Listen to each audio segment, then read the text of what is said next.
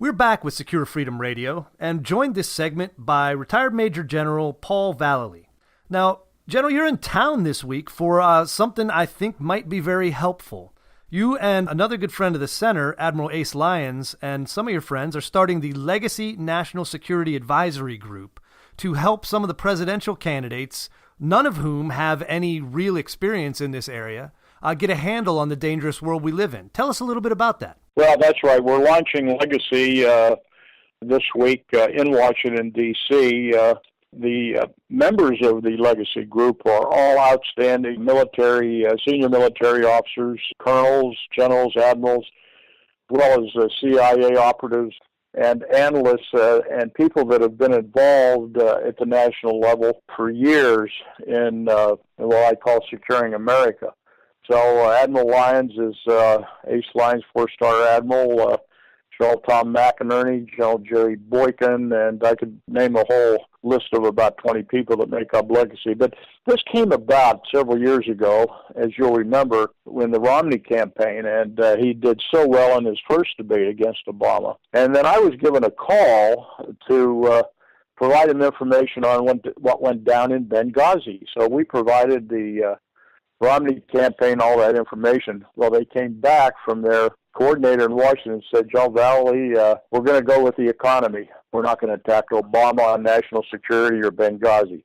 And look what happened in that second debate. And Romney got slaughtered and he lost the election. So that was the idea came from what Romney didn't do and should have done. Now, with all these candidates we have running for president and other national office, we've put together for the first time a solid team to advise all the candidates. Now, we're not supporting any particular one right now, and we will offer the services of our talent and skills to advise all the campaigns so that they can at least have the depth of knowledge when they go in on the debates or national speaking tours.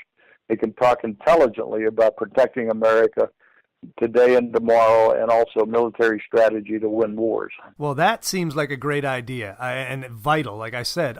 Let's dig into some of the particular topics that are on everyone's mind, and I'll start with Iraq.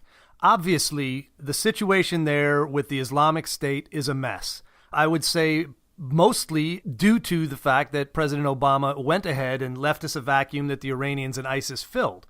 But we've got a mess now. What kind of advice would you give a candidate for president to do to at least try to make that less of a nightmare? Well, the first thing you want to put in place with a candidate, that they understand strategy. What is a strategy to win wars if we're going to send our troops into battle into Iraq, to battle ISIS, to battle the border problems we have? What do we do in the Ukraine? It seems at this point in time that we're dead in the water on any strategy, even though the Pentagon has offered up strategies based on contingency plans. The Obama administration and their ineptness and lack of any kind of resolve to win anything. And you can't go to war. Joe MacArthur said there's no substitute for victory. And so basically, we're looking, I would not shed any blood of any American again in the Middle East until we have a strategy to win. We've had too many deaths, too many wounded, members of our armed forces. And it's not fair to the members of our armed forces to go to war and be in a war zone unless you have a strategy to win. So, and it's obvious President Obama, like you mentioned, the Defense Department has given him plenty of plans, plenty of strategies. He seems to have chosen not to implement them and then complain about them. So if he's not going to fight to win, I can understand not wanting to reinforce that.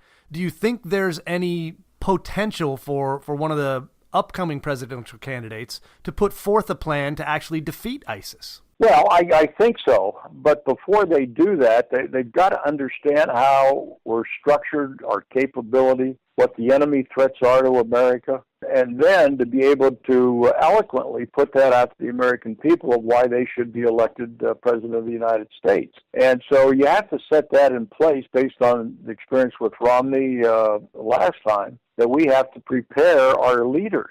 Because as you know, almost none of them have served in the military. They haven't fought in wars like Admiral Lyons and I have, and General McInerney, General Boykin. We're trying to get General Flynn on board, former head of the Defense Intelligence Agency, which he's come out very strong, as you know, in the last couple of weeks.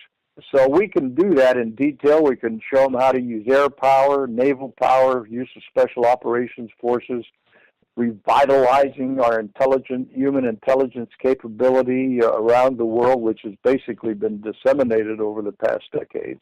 But we've got to get serious, as you know. Our borders, our airports are being violated, and we want to take offensive operations, for example, not just be on defense. So there's a lot of strategies we've built up. I see General Dempsey's using my lily pad strategy now that I've articulated and have written about for the last 5 years. So I think you have a lot of frustrated admirals and generals and colonels at the Pentagon right now. And if we would just, if we could just have a new leadership team in the White House, I think America can turn itself around. Well, that sounds like music to my ears. Now, here at the Center for Security Policy, we have long been fans, and Frank worked for Ronald Reagan. So we advocate peace through strength. We believe that a strong America deters our enemies, and a weak America, as we've seen for the past 7 years, emboldens our enemies. So will you guys then be giving them some education about what it's going to take to revitalize our military, which has really been run into the ground? No, absolutely, and that's part of it. And General Boykin has been very, very good at that, of restoring that kind of human resource factors into the equation of what we need to do to rebuild the military. And quit social engineering the military. Quit using it as a testing ground. Our forces are put together to secure America.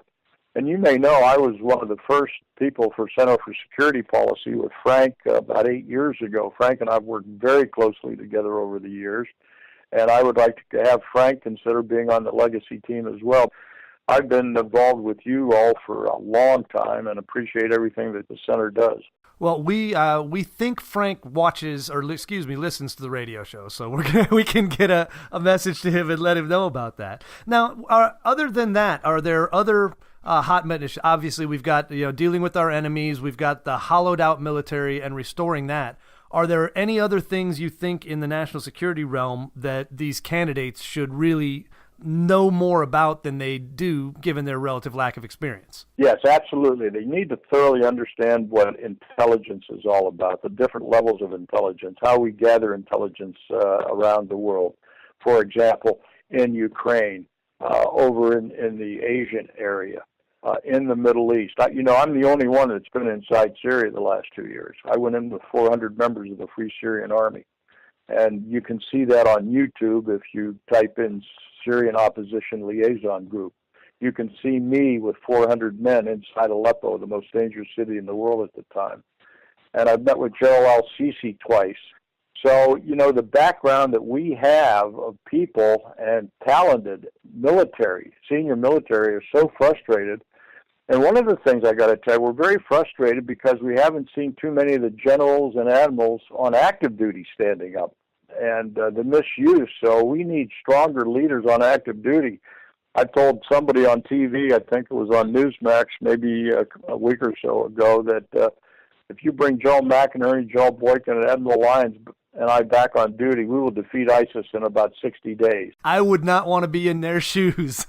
Absolutely. Well, General, greatly appreciated. Thanks for being on the show. The Legacy Group sounds like a tremendous asset to the presidential candidates, and we wish you well in your endeavors. Well, thank you, and always a pleasure to be on with you, and give my best to Frank.